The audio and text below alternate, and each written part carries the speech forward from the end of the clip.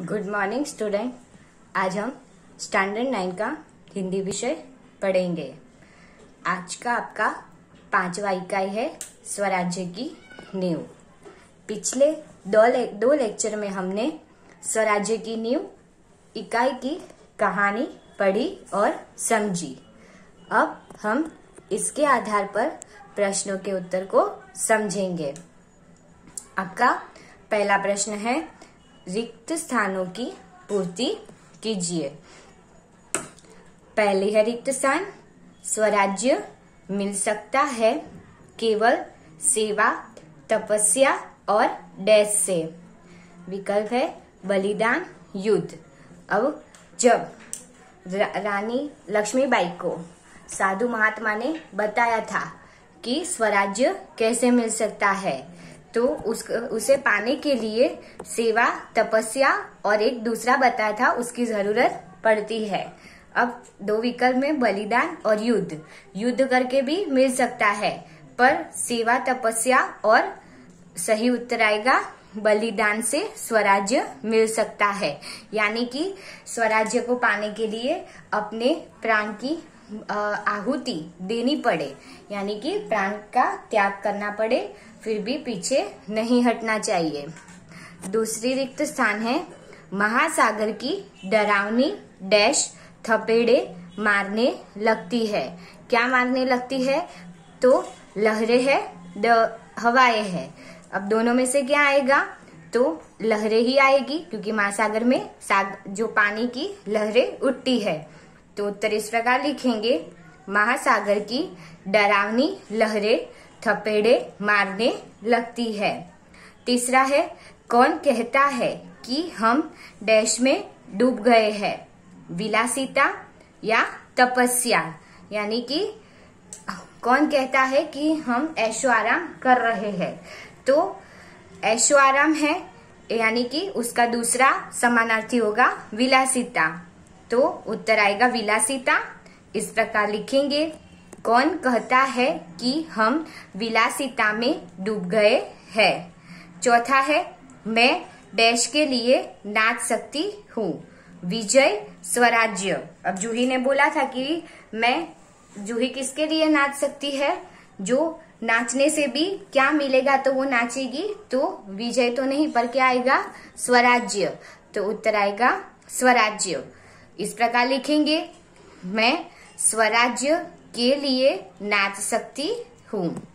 दूसरा हमारा रिक्त स्थान है, हमारी डैश कलंकित न होने पाए। श्रेष्ठता, वीरता। अंत में रानी लक्ष्मीबाई को क्या डर था कि हार मिले या जीत मिले, पर जो हमारी क्या है वो कलंकित ना होने पाई, यानी कि किस वजह से हमारा सिर नहीं झुकना चाहिए। तो क्या आएगा? वीरता। तो उत्तर हैगा वीरता। इस प्रकार लिखेंगे, हमारी वीरता कलंकित न होने पाए।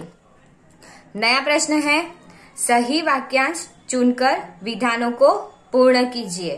पहला है, जूही के अनुसार रानी को निराश नहीं होना चाहिए, क्योंकि पहले विकल्प देख लेते हैं। वे बहादुर थी। ब, उनके साथ कई वीर थे। क, वे गीता पढ़ती थी। अब रानी को क्यों निराश नहीं होना चाहिए? तो उत्तर आएगा क, क्योंकि वे गीता पढ़ती थी। दूसरा प्रश्न है, जूही बातों बातों में सेनापति तात्या का पक्ष लेती थी, क्योंकि पहले विकल्प देखते हैं। अ, तात्या के प्रति उसके मन में प्रेम था। ब, तात्या के पास बड़ी सेना थी। क, तात्या रानी लक्ष्मीबाई के कृपा पात्र थे। अब तीनों में से सही उत्तर क्या है? क्योंकि जूही जो सेनापति तात्या थे उसका पक्ष लेती थी, यानी कि उसकी तरफदारी करती थी। तो ऐसा क्यों करती थी? तो हमने इकाई में देखा था। तो वो उससे अपना स्वामी मानती थी। किस प्रकार स्वामी मानती थी? क्योंकि वो उससे प्यार करती थी। तो उत्तर आएगा, जूही बातों बातों में सेनापति तात्या का पक्ष लेती थी, क्योंकि उत्तर है तात्या के प्रति उसके मन में प्रेम था। अब नया प्रश्न है हमारा तीसरा, पेशवा की हार से लक्ष्मीबाई को खुशी हुई क्योंकि विकल्प देखते हैं अ वे मन ही मन में ईर्ष्या करती थी, ब वे उसे अपने रास्ते का कांटा मानती थी, क पेशवा की आंखें खुलने के लिए ये जरूरी था।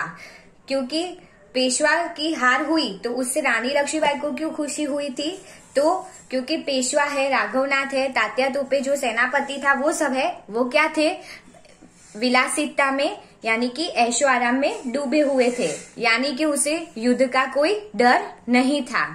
तो उत्तर आएगा कि पेशवा की आंखें खुलने के लिए यह जरूरी था। चौथा है रानी का मन कहता था कि, क्या कहता था वो लिखना है, तो विकल्प देखते हैं।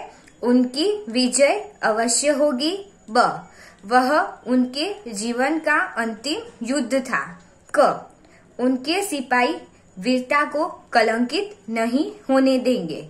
अब रानी का मन क्या कहता था वो हमने अंत में पढ़ा था कि वो तात्या को जो सेनापति है उसे युद्ध के लिए तैयार करती है और सेना को युद्ध के लिए तैयार करती है। तब अंत में रानी क्या कहती है कि वो उनके जीवन का अंतिम युद्ध हो सकता है, उसमें हार मिले या जीत मिले उससे उनको कोई दुख नहीं है। तो उत्तर आएगा ब वह उनके जीवन का अंतिम युद्ध था। नया प्रश्न है, प्रश्न के एक एक वाक्य में उत्तर लिखिए। पहला है रानी लक्ष्मीबाई की चिंता का क्या कारण था। अब रानी लक्ष्मीबाई को क्या चिंता थी, यानी कि उसका क्या कारण था, तो रानी लक्ष्मीबाई की चिंता का यह कारण था कि बहुत प्रयत्न करने के बाद भी स्वराज्य भी उनके हाथ में नहीं आ रहा था। यानी कि झांसी की रानी ने बहुत मेहनत की थी, फिर भी कोई ना कोई बाधाएं आड़े आ रही थी, वो हमने इकाई के शुरुआत में देखा था। दूसरा है रानी लक्ष्मीबाई ने क्या प्रतिज्ञा की थी। क्या प्रतिज्ञा की थी वो देखते हैं। उत्तर है रानी लक्ष्मीबाई ने झांसी को फिर से जीत लाने की प्रतिज्ञा की थी, क्योंकि वो बोल रही थी कि मैं झांसी को जीत कर रहूंगी और अपनी झांसी किसी को नहीं दूंगी।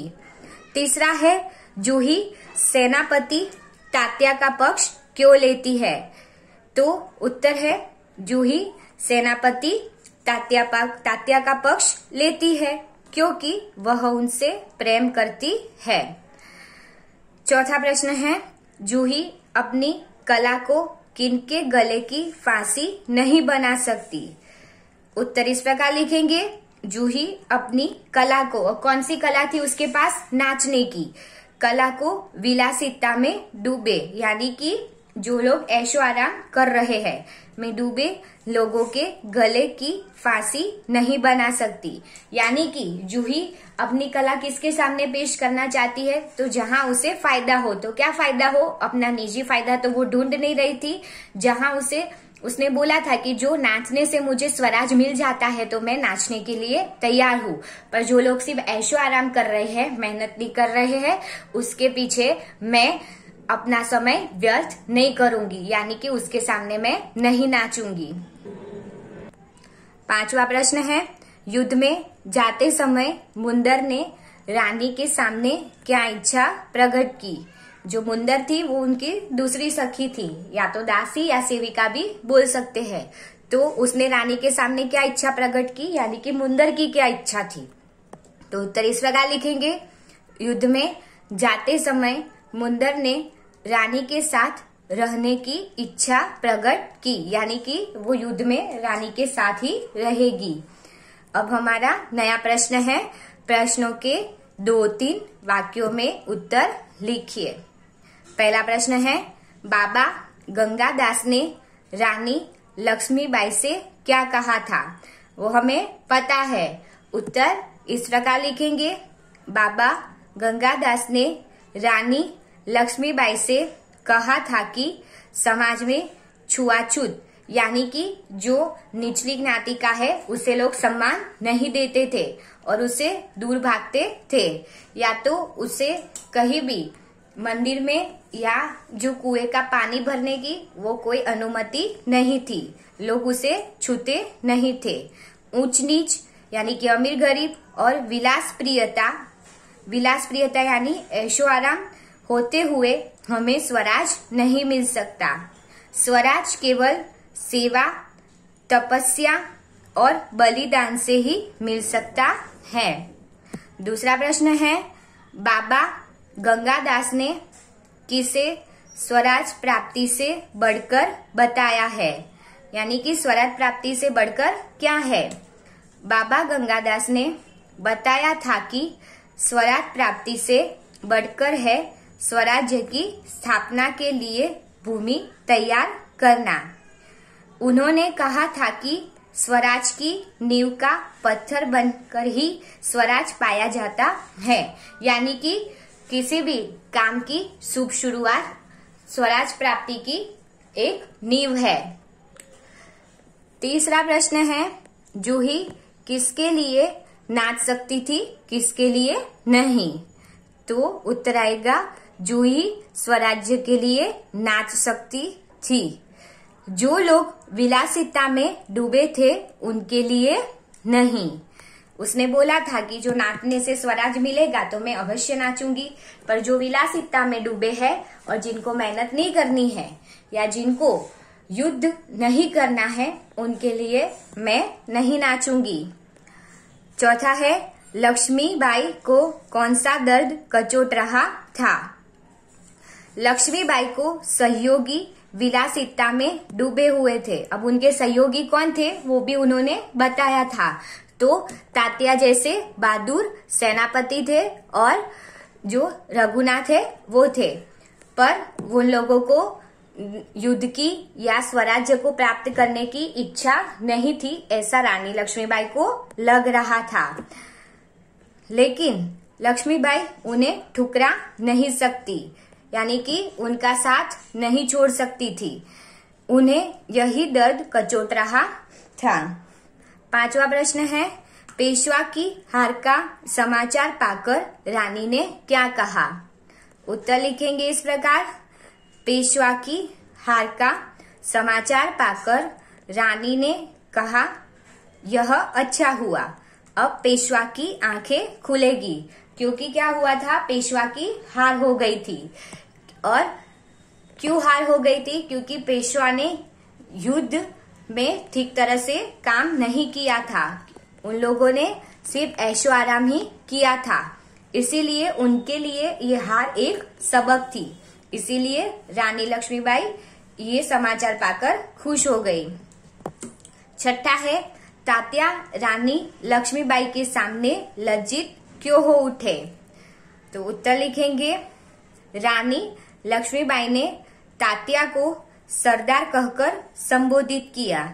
रानी के मुंह से अपने लिए यह संबोधन सुनकर तात्या लज्जित हो उठे।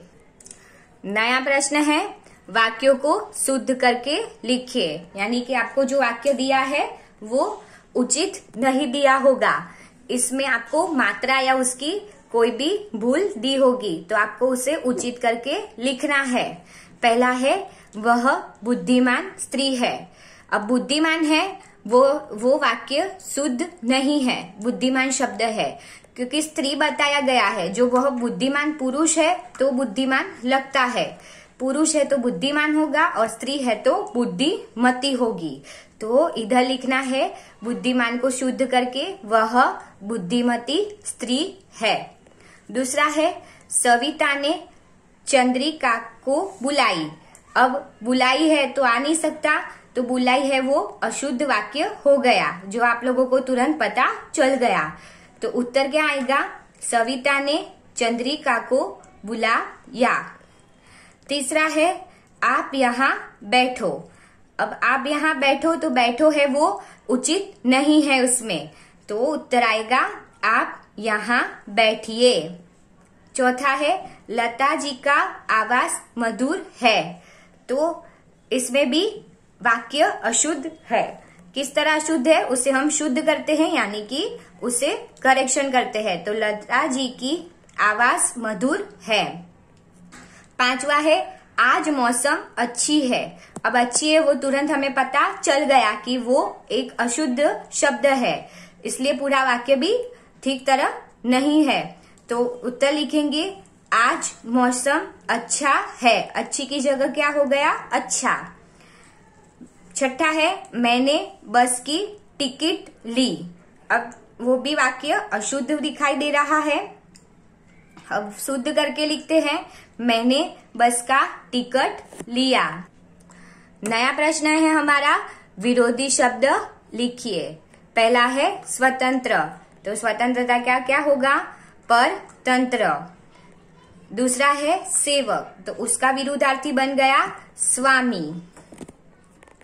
तीसरा है दुर्बल, तो उसका विरुद्धार्थी शब्द बना सबल। चौथा है नाराज, तो उसका विरुद्धार्थी शब्द बनेगा राजी, और उसके दूसरा भी लिख सकते हो खुश। 5वां है गहरा, तो उसका विरोधी शब्द हो गया उथला, यानी कि गम गहरा। 6ठा है कलंकित, तो उसका विरोधी शब्द लिखेंगे निष्कलंक। 7वां है तीव्र, तो उसका विरोधी शब्द बन गया मंद।